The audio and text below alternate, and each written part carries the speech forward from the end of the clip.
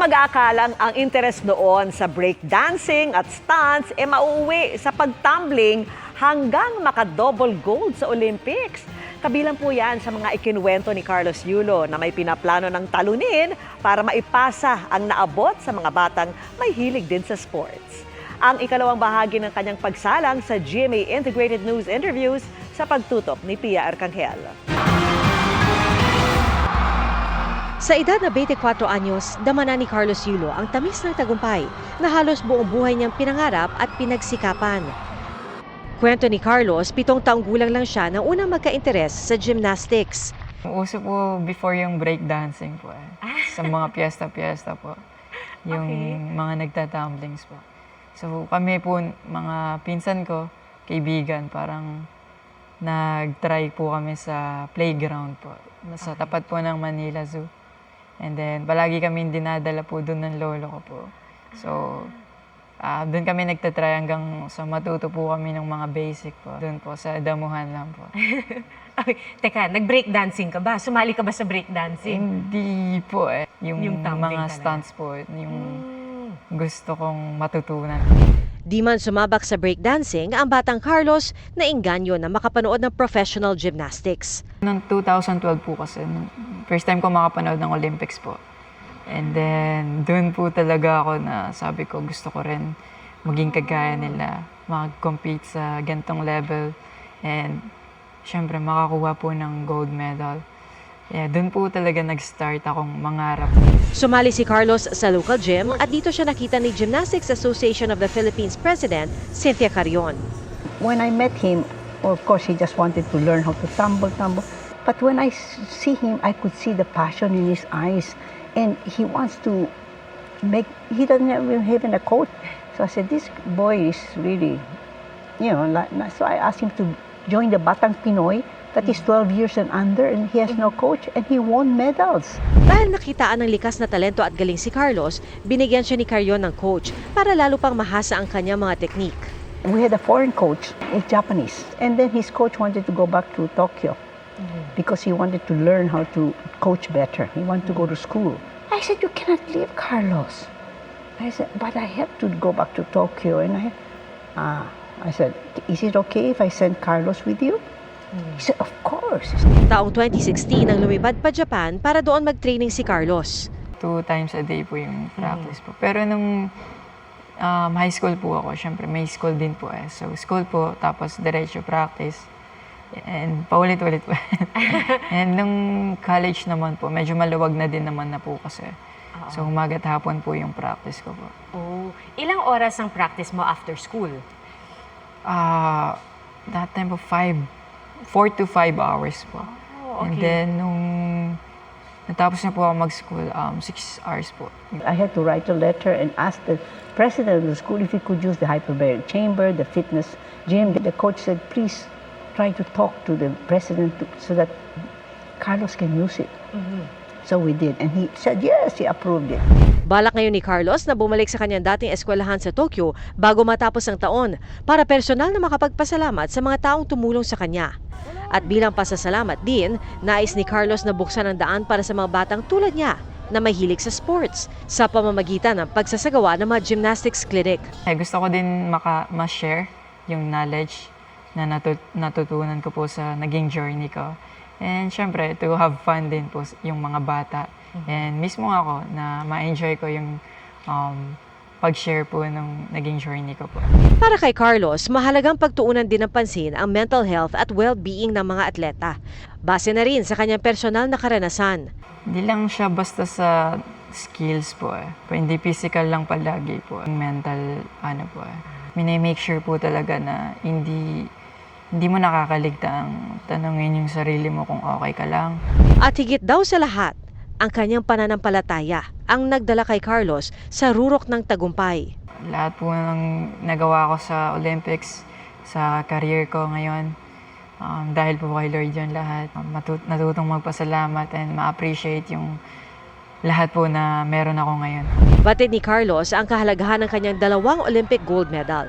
Di lamang para sa sarili, kundi para sa buong bansa, lalong-lalo na sa kabataang Pinoy.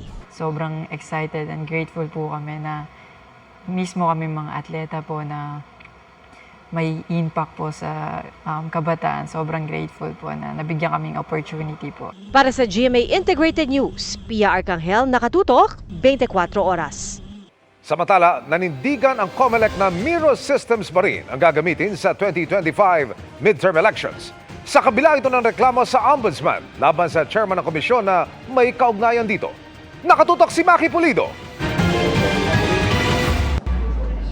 Miro system pa rin ang gagamitin sa 2025 elections ayon sa COMELEC. Kahit paugat ng reklamo laban sa chairman at 7 ibang opisyal ng komisyon ang pag-award nila ng 18 billion peso contract sa Miro system sa pamamagitan umano ng minanipulang bidding. Isinampa ang reklamo sa ombudsman kahapon. Ang importante ay at least dinadala na sa proper forum. Hindi po yung ang ginagamit lagi social media, television, radyo, dyaryo, parang courting public opinion po lagi. Nauna nang humiling ang complainant sa Korte Suprema ng temporary restraining order para pigilan ang kontrata pero hindi rin pinagbigyan ayon sa COMELEC. Kaya po kami nagtutuloy-tuloy sa kasalukuyan at hindi po naiimbyer na ang aming pong timeline. Sa susunod na linggo, ilalabas na ng COMELEC ang guidelines sa paghahain ng Certificate of Candidacy ng mga kakandidato. Balak i-post ng COMELEC sa kanilang website ang pangalan at posisyong tatakbuhan ng lahat ng mga kakandidato sa buong bansa.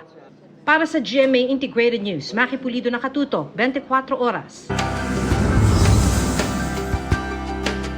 Mula sa transportasyon, manpower at lalo na sa seguridad, palaging nandyan ang Armed Forces of the Philippines para makatulong sa paglilingkod ng GMA Kapuso Foundation.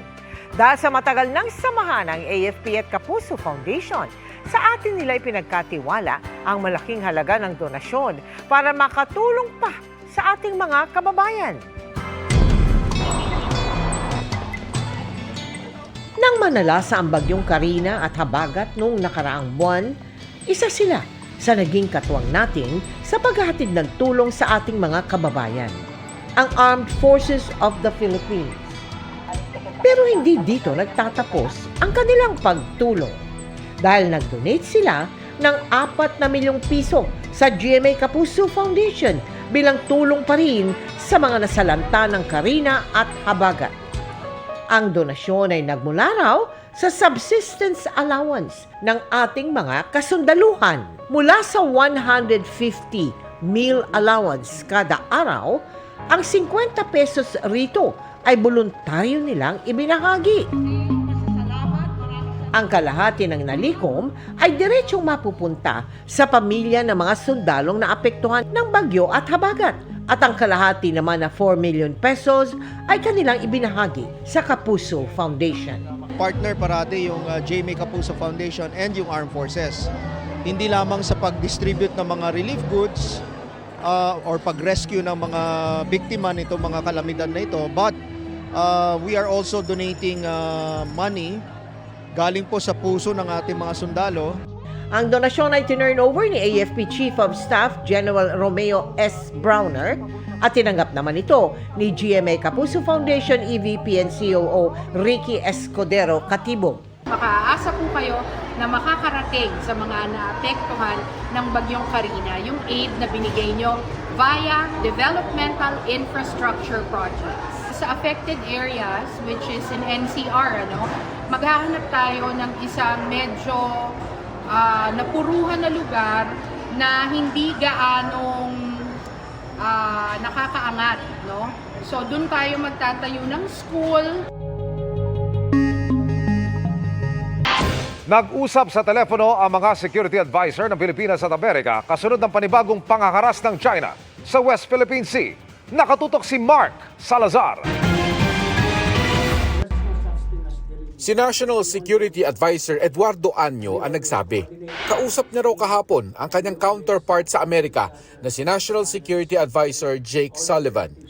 Ang kanila raw pinag-usapan, ang anya ay iligal, agresibo at delikadong galawan ng Air Force ng China laban sa ating Air Force sa Bajo de Masinloc. Ganon din ang mga aksyon laban sa atin ng Chinese Coast Guard sa Patag at Lawak Island, lahat sa ating West Philippine Sea. Sa parehong phone call, binigyan diin daw ng Amerika ang ironclad commitment nila sa atin. Kahapon inalmahan ng Chinese Embassy at Chinese Foreign Ministry ang pakikialam daw ng Amerika sa issue. Naagad raw hinusgahan ng China sa naganap na banggaan ng barko nung Lunes sa pagitan ng Coast Guard ng Pilipinas at China. Sa bersyon ng Foreign Ministry ng China, Pilipinas daw ang may kasalanan dahil pumasok ito sa kanilang teritoryo sa Xianbinjiao nang walang paalam. Binigyan diin ng China walang karapatang makialam ang Amerika at iba pa sa usapin ng South China Sea at West Philippine Sea. Sa isang forum sa Pasay kanina, kalma ang ugnayan sa pagitan ng mga Filipino-Chinese businessmen at ni Chinese Ambassador to the Philippines, Huang Xilian. Ang pinag-uusapan kasi ay partnership sa negosyo sa tinatawag na Greater Bay Area ng China sa Guangdong, Hong Kong at Macau. Trade between the Greater Bay Area and ASEAN countries reached 1.4 trillion US dollars, accounting for 22.6% of the total foreign trade of the Greater Bay Area. This Bay Area will become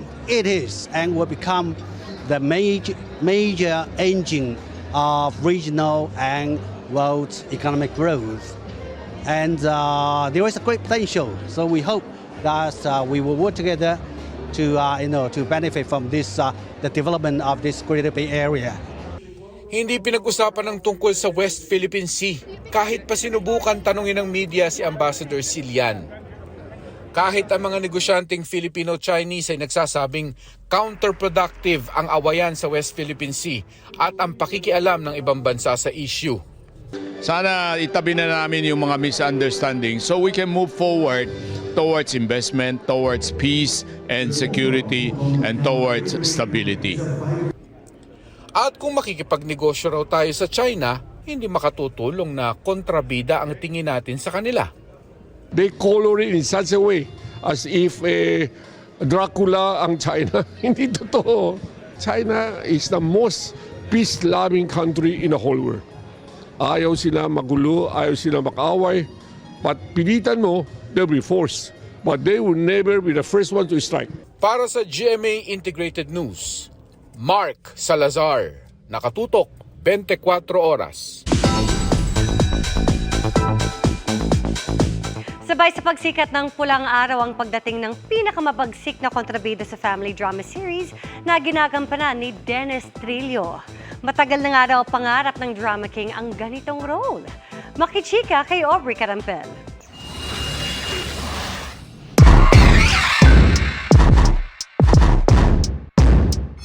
Sa kanyang mahigit 20 taon sa industriya, pinatunayan na ni Dennis Trillo ang kanyang kalibre at husay sa pagganap sa iba't ibang karakter sa telebisyon. Ilan lang dyan sina Eric, isang gay man in a complicated relationship sa my husband's lover. Please. Yung pala ako at yung kapaknaan mo ang dahilan kung bakit nahimatay yung asawa mo. Sa Legal Wives, isang maranawng Muslim na si Ismael Makadato in a polygamous marriage naman ang kanyang ginampanan. Hindi ko siya pwedeng hiwalayan ng walang legitimate reason. Isa pa pareho kaming religious Muslims. Major sin sa amin yung gusto mong pagawa, Dayan. Ako ay nagbingi-bingihan. At binigyang buhay din ni Dennis ang iconic character na si Crisostomo Ibarra sa Maria Clara at Ibarra.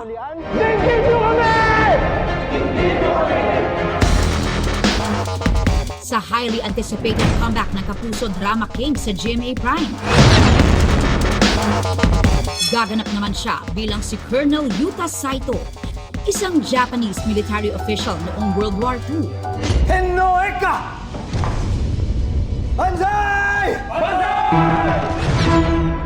Ang itinuturing na pinakamabagsik na karakter sa Kapuso biggest family drama na Pulang Araw.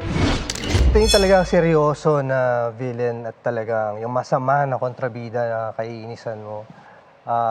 Matagal ko na talagang gustong gumawa ng ganitong klaseng role at maraming salamat at napunta sa akin tong role na to. Isa tong dream role para sa akin. Henoeka no tameni! Tumonay susumo! Dahil purong Hapon ang role, dapat convincing daw ang kanyang pagganap mula sa kanyang pananalita at kilos. Sa loob na sa oras, agitmaan sa Hawaii ay darating tayo sa Pilipinas. kailangan ko mag-extra effort para paniwalaan talaga nila na, oh, hapon tong character na to. Gusto ko walang makitang bahid ng mga characters na ginawa ko. As much as possible, pag nagtatagalog yung character ko dito, ginagawa kong barok kung paano magtagalog yung isang Hapon at hindi parang si Crisostomo Ibarra na smooth at fluent sa mga makalumang mga salita. Panahon na uparinisin na lahat ng dumi at kaburukan na dinara ng Amerika dito sa bayan na ito. Dahil Japanese occupation era ang setting ng kwento kung saan kinatatakutan ng mga sundalong Hapon. Hamon daw kay Dennis na ipakita talaga na sukdulan ang kasamaan ng kanyang karakter. Ngayon ay handa na ako pumatrang. Higit sa ganda raw ng kanilang palabas visually, mas importante raw ang hatid nilang mensahe sa mga manonood. Dito naman sa palabas na to, kinakwento lang namin yung mga karanasan ng mga ibang tao, kung ano talaga yung nangyari nung panahon na yun, kung ano yung pinagdaanan ng mga Pilipino, at sino yung mga bayani na dapat natin kilalanin ng mga panahon na yun. Ikaw personally, ano yung mga natutuhan mo as an actor or maybe as a person? Mas natututunan ko na mas maging proud sa lahi natin, knowing kung ano yung mga pinagdaanan nila, mga pinaghirapan nila at sakripisyo. Yun siguro, alam mo yan, pag napanood mo to, magiging proud ka dun sa mga ginawa ng Pilipino at magiging proud ka na isa kang Pilipino. Aubrey Carampel, updated sa showbiz happenings. And that's my chika this Wednesday night. Ako po si Iya Arellano. Miss Mel, Miss Vicky, Emil. Thank you, Iya. Salamat sa iyo, Iya. Thank you, Iya. At yan ang mga balita ngayong Miyerkules. Ako po si Mel Tiangco. Ako naman po si Vicky Morales para sa mas malaking misyon. Para sa mas malawak na paglilingkod sa bayan, ako po si Emil Sumangil. Mula sa GMA Integrated News, ang News Authority ng Pilipino. Nakatuto kami 24 oras.